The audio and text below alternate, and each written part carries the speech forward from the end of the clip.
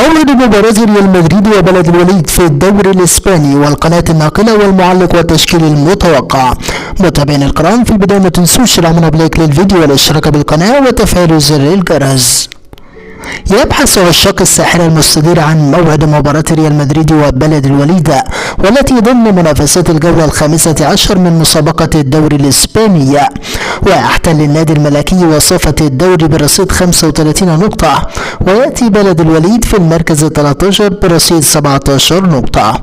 أما عن موعد المباراة، موعد مباراة ريال مدريد وبلد الوليد هو اليوم الجمعة الموافق 30 ديسمبر 2022، وستنطلق صافرة بداية المباراة في تمام الساعة 9:30 مساء بتوقيت الجزائر والمغرب وتونس، 10:30 مساء بتوقيت مصر وفلسطين والأردن وسوريا والسودان ولبنان وليبيا، 11:30 بتوقيت السعودية والعراق والكويت وقطر والبحرين واليمن، 12:30 بتوقيت الإمارات والسلطنة عمان.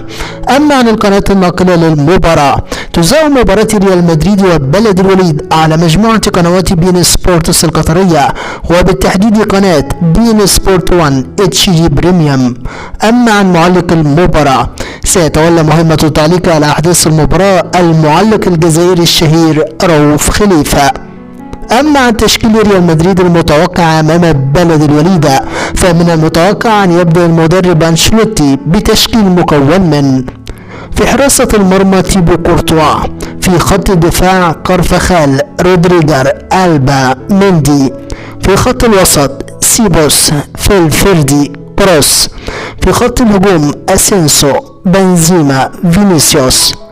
متابعينا الكرام، نحن في انتظار نتيجة توقعاتكم عن المباراة في التعليقات، ولا تنسوا الإعجاب بالفيديو والاشتراك بالقناة.